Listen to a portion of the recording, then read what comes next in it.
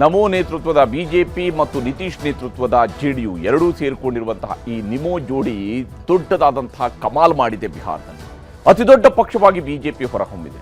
ರಾಜಕೀಯದ ಚಟುವಟಿಕೆಗಳು ಈಗ ಗರಿಗೆದರಿರುವಂಥದ್ದು. ಬಿಜೆಪಿ ಇದುವರೆಗಿನ ಬಿಹಾರದ ಇತಿಹಾಸದಲ್ಲಿ ಇದೇ ಮೊದಲ ಬಾರಿಗೆ ನಂಬರ್ 1 ಸ್ಥಾನವನ್ನು ಪಡ್ಕೊಂಡಿದೆ. ಚುನಾವಣೆಗಳಲ್ಲಿ ನಂಬರ್ 1 ಸ್ಥಾನವನ್ನು ಪಡ್ಕೊಂಡಿದೆ. 2005ರಿಂದಲೂ ಕೂಡ ಜೆಡಿಯು ಜೊತೆಗಿನ ಮೈತ್ರಿಯೊಂದಿಗೆ ಅಧಿಕಾರದಲ್ಲಿರುವಂತಹ ಪಕ್ಷ ಬಿಜೆಪಿ. ಅದರಲ್ಲಿ ಒಂದು 3 ವರ್ಷಗಳನ್ನು ಹೊರತುಪಡಿಸಿದರೆ ಸುಮಾರು 16-17 ವರ್ಷಗಳ ಕಾಲ ಅಧಿಕಾರವನ್ನು ಅನುಭವಿಸಿದ್ದಾರೆ. ಉಪಮುಖ್ಯಮಂತ್ರಿ ಸ್ಥಾನವನ್ನು ಪಡ್ಕೊಂಡಿದ್ದಾರೆ. ಆದರೆ ಮುಖ್ಯಮಂತ್ರಿ ಸ್ಥಾನವನ್ನು ಕ್ಲೇಮ್ ಮಾಡುವಂತಹ ಕೆಲಸ ಆಗಲಿಲ್ಲ ಬಿಜೆಪಿಯಿಂದ. ಕಳೆದ ಬಾರಿಯೂ ಕೂಡ ಬಿಜೆಪಿ ಮತ್ತು ಜೆಡಿಯು ನಡುವಿನ ಅಂತರ ಬಹಳ ದೊಡ್ಡದಿತ್ತು. ಯಾಕಂದರೆ ಬಿಜೆಪಿ 74 ಸೀಟ್ಗಳಲ್ಲಿತ್ತು, ಜೆಡಿಯು ಕೇವಲ 43 ಸೀಟ್ಗಳಲ್ಲಿತ್ತು. ಆದರೂ ಕೂಡ ನಿತೀಶ್ ಕುಮಾರ್ ಅವರು ಮುಖ್ಯಮಂತ್ರಿ ಆಗಿದ್ದರು. ಈ ಬಾರಿಯ ಚುನಾವಣೆಯಲ್ಲಿ ಬಿಜೆಪಿ ಮತ್ತೆ ಅತಿದೊಡ್ಡ ಪಕ್ಷವಾಗಿ, ಮತ್ತು ಕಳೆದ ಬಾರಿ ಏನು RJD 75 ಸ್ಥಾನಕ್ಕಿದ್ದು ಅತಿದೊಡ್ಡ ಸಿಂಗಲ್ ಲಾರ್ಜೆಸ್ಟ್ ಪಾರ್ಟಿ ಆಗಿತ್ತು. ಈ ಬಾರಿ ಸಿಂಗಲ್ ಲಾರ್ಜೆಸ್ಟ್ ಪಾರ್ಟಿ ಅನ್ನುವಂತಹ ಬಿರುದು ಬಿಜೆಪಿಗೆ ದಕ್ತಾ ಇದೆ. 90ಕ್ಕೂ ಹೆಚ್ಚು ಸ್ಥಾನಗಳಲ್ಲಿ ಈಗಾಗಲೇ ಮುನ್ನಡೆಯನ್ನು ಹೊಂದಿದ್ದಾರೆ. ಅಂತಿಮ ರಿಸಲ್ಟ್ ಅನ್ನ ಎದುರು ನೋಡ್ತಾ ಇರುತ್ತದೆ. ಬಿಹಾರದಲ್ಲಿ ಅತಿದೊಡ್ಡ ಪಕ್ಷವಾದಂತಹ ಬಿಜೆಪಿ ಮತ್ತು ಇದರಿಂದಾಗಿ ಗರಿಗೆದರಿತಕ್ಕಂತಹ ರಾಜಕೀಯ ಚಟುವಟಿಕೆ ಬಹಳ ಇಂಟ್ರೆಸ್ಟಿಂಗ್ ಆಗಿರುವಂಥದ್ದು, ಬಹಳ ಕುತೂಹಲಕಾರಿಯಾಗಿರುವಂಥದ್ದು ಬಿಹಾರದ ಈ ಬಾರಿಯ ರಿಸಲ್ಟ್. ಯಾಕಂದ್ರೆ ಸಿಎಂ ನಿತೀಶ್ ಕುಮಾರ್ ಅವರ ಮನೆಗೆ ಈಗಾಗಲೇ DCM ಸಾಮ್ರಾಟ್ ಚೌಧರಿ ಅವರು ಬಂದಿದ್ದಾರೆ. DCM ಸಾಮ್ರಾಟ್ ಚೌಧರಿ ಅವರು ಈಗಾಗಲೇ ಮುಖ್ಯಮಂತ್ರಿ ನಿತೀಶ್ ಕುಮಾರ್ ಅವರ ಮನೆಗೆ ಬಂದಿದ್ದಾರೆ. ಅವರನ್ನ ಅಭಿನಂದನೆಯನ್ನು ಸಲ್ಲಿಸಿದ್ದಾರೆ. ಮತ್ತೊಂದು ಕಡೆಯಲ್ಲಿ ವೋಟ್ ಚೋರಿ SIR ಮೇಲೆ ಕಾಂಗ್ರೆಸ್ಸಿಗರು ಅನುಮಾನವನ್ನು ಮುಂದುವರಿಸಿದ್ದಾರೆ. ಸೋತರೂ ಕಾಂಗ್ರೆಸ್ ತನ್ನ ಅನುಮಾನವನ್ನು ಬಿಡ್ತಾ ಇಲ್ಲ. ಅವರು ಗೆಲ್ಲೋದಕ್ಕೆ ಹೊರಟಾಗ್ಲೂ ಕೂಡ ಈ ಅನುಮಾನವನ್ನು ಇಟ್ಕೊಂಡೇ ಹೋಗಿದ್ರು. ನಾವು ಗೆಲ್ತೀವಿ ಆದರೆ SIR ಆಗಿದೆ, ನಾವು ಗೆಲ್ತೀವಿ ಆದರೆ ಇಲ್ಲಿ ವೋಟ್ ಚೋರಿ ಆಗ್ತಿದೆ, ನಾವು ಗೆಲ್ತೀವಿ ಆದರೆ ಇಲ್ಲಿ ಮತಗಳ್ಳತನವನ್ನು ಮಾಡ್ಕೊಂಡೇನೆ ಇವರು ಅಧಿಕಾರದಲ್ಲಿದ್ದಾರೆ. ವೋಟ್ ಚೋರ್ ಗದ್ದಿ ಚೋಡ್ ಅನ್ನುವಂತಹ ಮಾತುಗಳನ್ನು ಹೇಳ್ತಾ ಇದ್ರು. ಯಾರೀಗ ವೋಟ್ ಚೋರ್, ಯಾರು ಗದ್ದಿ ಚೋಡ್ ಆಗಬೇಕು ಅನ್ನುವಂತಹ ಪ್ರಶ್ನೆಗಳಿಗೆ ಉತ್ತರವನ್ನು ಕಾಂಗ್ರೆಸ್ ಕೂಡ ಕೊಡಬೇಕಾಗುತ್ತೆ. ಈಗ ಕಾಂಗ್ರೆಸ್ ಮತ್ತು RJD ಮೈತ್ರಿಕೂಟ ಅತ್ಯಂತ ನಿರಾಶಾದಾಯಕವಾಗಿರ್ತಕ್ಕಂತಹ ಪ್ರದರ್ಶನವನ್ನು ನೀಡಿದೆ.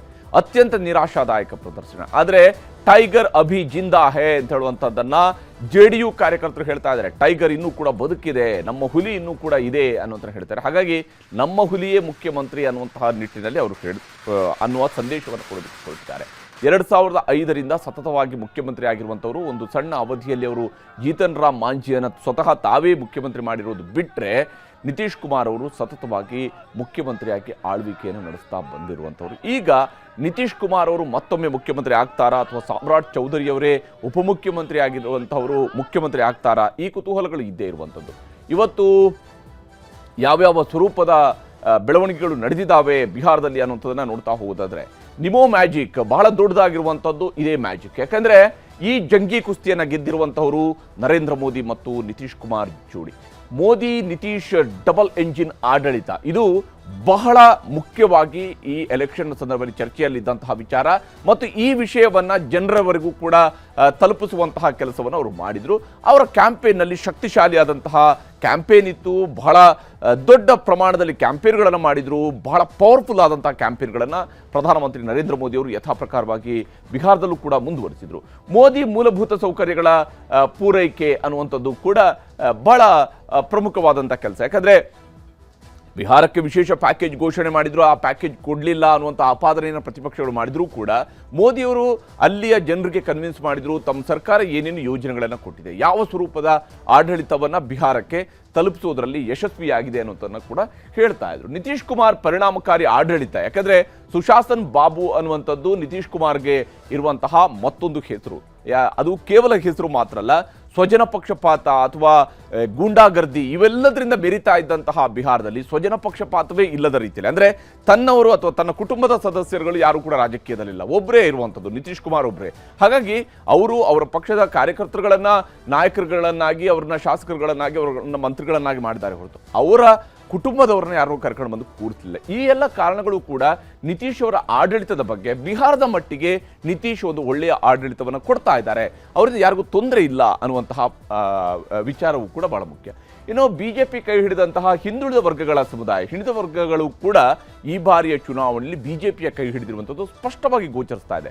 ಅಲ್ಲಿಯ ಪ್ರಬಲ ಸಮುದಾಯಗಳು ಮಾತ್ರ ಅಲ್ಲ, ಪ್ರಬಲ ಸಮುದಾಯಗಳ ಜೊತೆಗೆ ಹಿಂದುಳಿದ ವರ್ಗಗಳು, ವಿಶೇಷವಾಗಿ ದಲಿತ ವರ್ಗಗಳು ಕೂಡ ಈ ಬಾರಿಯ ಚುನಾವಣೆಯಲ್ಲಿ ಬಿಜೆಪಿಯನ್ನ ಬಹಳ ದೊಡ್ಡ ಮಟ್ಟದಲ್ಲಿ ಬೆಂಬಲಿಸಿರುವಂಥದ್ದು ಗೋಚರಿಸ್ತಾ ಇದೆ ಬಿಹಾರದ ಚುನಾವಣೆಯ ಮಟ್ಟಿಗೆ. ಇನ್ನು ಜೀವಿಕಾ ದೀದಿಯಿಂದಾಗಿ ಮಹಿಳಾ ಮತಗಳ ಕ್ರೋಢೀಕರಣವೂ ಕೂಡ ಆಯಿತು.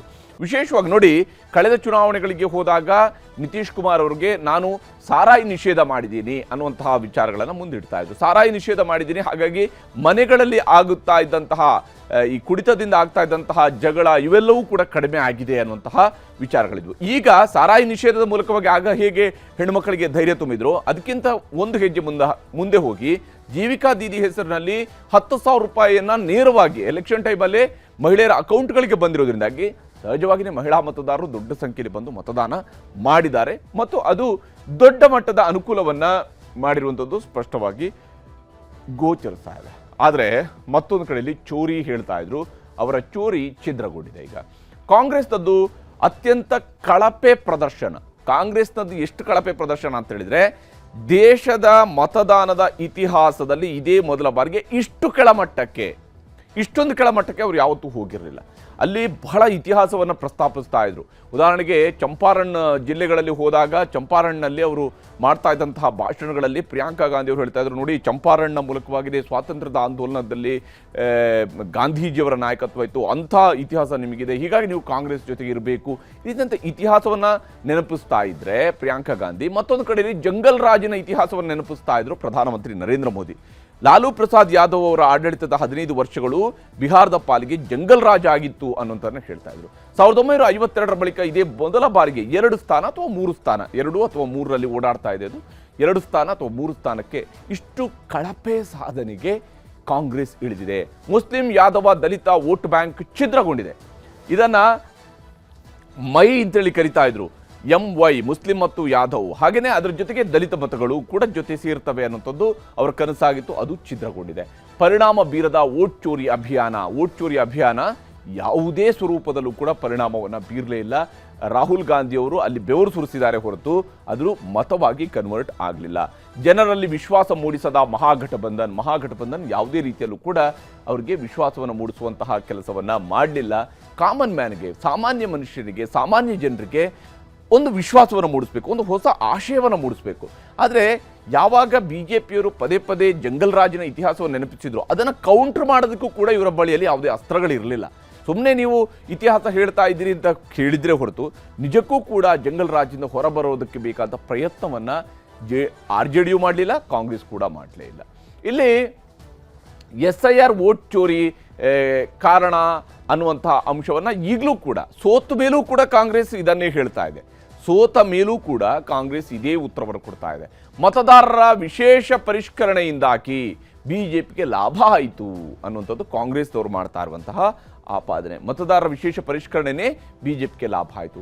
ಚುನಾವಣಾ ಆಯೋಗದ ದುರ್ಬಳಕೆ ಅಂತೇಳಿ ಕಾಂಗ್ರೆಸ್ ನಾಯಕರು ಹೇಳ್ತಾ ಇದ್ದಾರೆ. ಎಲ್ಲಿವರೆಗೆ ಹೇಳ್ತಾ ಇದ್ದಾರೆ ಕಾಂಗ್ರೆಸ್ನವರು ಅಂತ ಹೇಳಿದ್ರೆ, ಇಲ್ಲಿಗೆ ಮಾತ್ರ ಇದು ಸೀಮಿತ ಆಗಿಲ್ಲ, ಇಲ್ಲಿಂದ ಮುಂದುವರೆದು ಇದು NDA ವರ್ಸಸ್ ಇಂಡಿಯಾ ಬ್ಲಾಕ್ ಅಲ್ಲ, ಇದು ಜ್ಞಾನೇಶ್ ಕುಮಾರ್ ವರ್ಸಸ್ ಮತದಾರ ಅನ್ನುವಂತಹ ವಿಶ್ಲೇಷಣೆಯನ್ನು ಮಾಡಿದ್ದಾರೆ. ಬಿಜೆಪಿಗೆ ಅನುಕೂಲ ಆಗುವಂತೆಯೇ ಪರಿಷ್ಕರಣೆ ಆಗಿದೆ ಅಂತೇಳಿ ಕಾಂಗ್ರೆಸ್ನ ಪವನ್ ಖೇರಾ ಅವರು ಆಪಾದನೆಯನ್ನು ಮಾಡಿದ್ದಾರೆ. ಜ್ಞಾನೇಶ್ ಕುಮಾರ್ ವಿರುದ್ಧ ದೊಡ್ಡದಾದಂತಹ ಆಪಾದನೆಯನ್ನು ಮಾಡಿದ್ದಾರೆ. SIR ಜೊತೆಗೆ ವೋಟ್ ಚೋರಿಯಿಂದಲೂ ಕೂಡ ಬಿಜೆಪಿಗೆ ಗೆಲುವಾಗಿದೆ ಅನ್ನುವಂತಹ ಆರೋಪವನ್ನು ಮಾಡ್ತಾ ಇದ್ದಾರೆ. ವೋಟ್ ಚೋರಿ ಮತ್ತು SIR ಇವೆರಡೂ ಕೂಡ ಕಾಂಬಿನೇಷನ್ನಿಂದಾಗಿ ಬಿಜೆಪಿ ಗೆದ್ದಿದೆ ಅನ್ನುವಂಥದ್ದು ಕಾಂಗ್ರೆಸ್ನವರು ಹೇಳ್ತಾ ಇರುವಂತಹ ಮಾತಿದು. ಬಿಹಾರದಲ್ಲೂ ವೋಟ್ ಚೋರಿ ಅಂತೇಳಿ ಕಾಂಗ್ರೆಸ್ ನಾಯಕರು ಆರೋಪ ಮಾಡಿದ್ದಾರೆ. ಒಂದು ಕಡೆಯಲ್ಲಿ AICCಯಿಂದ ಯಾವಾಗ ಇಂಥದ್ದೊಂದು ನಿರ್ದೇಶನ ಬಂತು, AICC ನಾಯಕರುಗಳೇ ಅದನ್ನು ಹೇಳಿದ ಮೇಲೆ ರಾಜ್ಯದ ನಾಯಕರು ಬಿಡ್ತಾರ, ಪಕ್ಷದ ವಕ್ತಾರರುಗಳು ಬಿಡ್ತಾರೆ, ಎಲ್ಲರೂ ಕೂಡ ಆದಿಯಿಂದ ಅಂತ್ಯದವರೆಗೆ ಎಲ್ಲರೂ ಕೂಡ ಇದನ್ನು ವೋಟ್ ಚೋರಿಗೆ ಆರೋಪವನ್ನು ಸೀಮಿತಗೊಳಿಸಿದ್ದಾರೆ. ಎರಡೂ ಪಕ್ಷಗಳವರು ಈ ವಿಚಾರಗಳಲ್ಲಿ ಏನೇನು ಹೇಳಿದ್ದಾರೆ ಅನ್ನೋದನ್ನು ನಿಮಗೆ ತೋರಿಸ್ತೀನಿ. ಚೋರಿಗೂ ಇಲ್ಲೂ ಚೋರಿ ಮಾಡಿದಾರಲ್ಲ, ವೋಟ್ ಚೋರಿಗೂ ಇಲ್ಲೂ ಚೋರಿ ಮಾಡಿದಾರಲ್ಲ. ಕರ್ನಾಟಕದಲ್ಲಿ ವೋಟ್ ಚೋರಿ ಆಗಿದ್ದಾರೆ. 136 ಹೆಂಗ್ ಬಂತು? ನಿಮ್ಮ ಎಲ್ಲ ಸರ್ವೆಗಳು ಬಂದಿದ್ದು 110, 112, 120 ಇಷ್ಟಕ್ಕೆ ಬಂದು 136 ಬಂತಲ್ಲ. ಅವಾಗ ವೋಟ್ ಚೋರಿ ಆಗಲ್ಲ, ಇವಾಗ ಮಾತ್ರ ವೋಟ್ ಚೋರಿ. ಎಲೆಕ್ಟ್ರಾನಿಕ್ ವೋಟಿಂಗ್ ಮಿಷನ್ ಸರಿ ಇಲ್ಲ. ಮತ ಚಲಾವಣೆ ಮಾಡಬಾರದು, ಯಾರ ಭಾರತೀಯ ಜನತಾ ಪಾರ್ಟಿ NDA ವಿರುದ್ಧ ಇದ್ದಾರೆ ಅವರು ಮತ ಚಲಾವಣೆ ಮಾಡಬಾರದು ಅನ್ನೋ ಮೂಲ ಉದ್ದೇಶದಿಂದವೇ ಇವರು 65 ಲಕ್ಷ ಜನಗಳನ್ನ ಮತದಾರರ ಪಟ್ಟಿಯಿಂದ ಕೈಬಿಟ್ಟಿರ್ತಕ್ಕಂಥದ್ದು. ಆದ್ರಿಂದ ಎಲೆಕ್ಷನ್ ಕಮಿಷನ್ ಅದ್ಭುತವಾದ ಸಾಧನೆ ಮಾಡಿದ್ದಾರೆ, ಅವರಿಗೆ ಅಭಿನಂದನೆಗಳು. ಕಾಂಗ್ರೆಸ್ನಿಂದ ಬಹಳ ದೊಡ್ಡ ಪ್ರಮಾಣದಲ್ಲಿ ಕಪ್ಪು ಹಣ ಬಿಹಾರಿಗೆ ಹೋಗಿದ್ದು, ತಾನು ಅಧಿಕಾರವನ್ನು ಉಳಿಸಿಕೊಳ್ಳಬೇಕು ಅನ್ನುವ ಕಾರಣಕ್ಕೆ ಸಿದ್ದರಾಮಯ್ಯನವರು ಪ್ರತ್ಯೇಕವಾಗಿ ಬಿಹಾರದ ಚುನಾವಣೆಗೆ ಹಣವನ್ನು ಕಳಿಸಿದ್ದು, ನಾನು ಅಧಿಕಾರಕ್ಕೆ ಬರಬೇಕು ಅನ್ನುವ ಕಾರಣಕ್ಕೆ DK ಶಿವಕುಮಾರ್ ಅವರು ಬಿಹಾರದ ಚುನಾವಣೆಗೆ ಹಣವನ್ನು ಕಳಿಸಿದ್ದು. ಇವೆಲ್ಲವೂ ಕೂಡ ಇನ್ನು ತನಿಖೆಗಳಲ್ಲಿ ಗೊತ್ತಾಗಬೇಕಾಗಿದೆ. ಜನರ ತೀರ್ಪನ್ನ ಸ್ವೀಕಾರವನ್ನ ಮಾಡಲೇಬೇಕು, ಮಾಡ್ತೀವಿ. ವೋಟ್ ಚೋರಿ ಮಾಡಲಾರ್ದ ಅವ್ರು ಗೆಲ್ಲಕ್ ಸಾಧ್ಯನೇ ಇಲ್ಲ. ರಾಹುಲ್ ಗಾಂಧಿ ಮುಳುಗೋದರಲ್ಲಿ ಮತ್ತು ಮುಳುಗಿಸೋದರಲ್ಲಿ ಎಕ್ಸ್ಪರ್ಟ್ ಆಗ್ಯಾರ. ನಾವು ಸ್ವತಃ ಮುಳುಗೋದಲ್ಲದೆ ಬೇರೆದವ್ರನ್ನು ಮುಳುಗಿಸ್ತಾರೆ. ಹಾಗಾಗಿ ಕಾಂಗ್ರೆಸ್ ಪಾರ್ಟಿ ಅದೊಂದು ಮುಳುಗುತ್ತಿರುವ ಹಡಗು. ಅದು ಇವತ್ತಿನ ರಿಸಲ್ಟ್ ನೋಡಿದ್ರೆ ಎಲ್ಲೋ ಒಂದ್ ಕಡೆ ಕೆಲವು ಕಾರಣದ ಕೈಗಳು ಕೆಲಸ ಮಾಡಿದ್ಯಾ ಅಂತ ಆಗ್ತಾ ಇದೆ. ಎಲೆಕ್ಷನ್ ಕಮಿಷನ್ ಆಗಿ ಉಳಿದಿಲ್ಲ, ಬಿಜೆಪಿ ಕಮಿಷನ್ ಆಗಿಬಿಟ್ಟಿದೆ. ವೋಟ್ ಚೋರಿ ಅನ್ನೋದರಲ್ಲಿ ಕೂಡ ಇವತ್ತು ರಾಹುಲ್ ಗಾಂಧಿ ಸಂಪೂರ್ಣವಾಗಿ ವಿಫಲರಾಗಿದ್ದಾರೆ. ಇವರ ವೋಟ್ ಚೋರಿಗೆ ತಕ್ಕ ಪಾಠವನ್ನ ಆಯಾ ರಾಜ್ಯಗಳ ಚುನಾವಣೆಗಳಲ್ಲಿ ಜನತೆ ಕೊಡ್ತದೆ ಅನ್ನುವಂಥದ್ದನ್ನ ಹೇಳ್ತಾರೆ. ಕಾಂಗ್ರೆಸ್ ಗೆದ್ದಿರೋ ಕಡೆ ಮಾಡಿದೆ, ಎಲ್ಲಿ 3,000, 4,000, 5,000 ಗೆದ್ದಿದ್ದಂತ 60 ಕಾನ್ಸ್ಟಿಟ್ಯೂನ್ಸಿಗಳಿದ್ವು, ಅಲ್ಲಿ ಬದಲಾವಣೆ ಆಗಿದೆ. ಅಲ್ಲಿ ನೋಡಿ ನೀವು ಎಲೆಕ್ಷನ್ ಕಮಿಷನ್ ಅವ್ರದ್ದು SIR ತೆಗೆದು ನೋಡಿ ಎಷ್ಟು ವೋಟ್ನ ಡಿಲೀಟ್ ಮಾಡಿದ್ದಾರೆ ಅಂತ. ಅದು ಮಾಡಿದ್ಮೇಲೆ ಹೇಗೆ ಅದು ಗೆಲ್ಲೋದಕ್ಕೆ ಸಾಧ್ಯ ಹೇಳಿ ನೋಡೋಣ. ವೋಟ್ ಚೋರಿ ಅನ್ನುವಂಥ ಒಂದು ವಿಚಾರ ಅವ್ರ ಸೋಲನ್ನ ಮುಂಚೆನೆ ಒಪ್ಕೊಂಡ್ಬಿಟ್ಟಿರುವಂತ ವಿಚಾರ. ಅವ್ರ ಸೋಲನ್ನ ಮುಂಚೆನೆ ಒಪ್ಕೊಂಡ್ಬಿಟ್ಟೆ ಆ ವೋಟ್ ಚೋರಿ ಅನ್ನುವಂಥ ಒಂದು ವಿಚಾರಗಳನ್ನ ಅವರು ಹೇಳಿರುವಂತದ್ದು.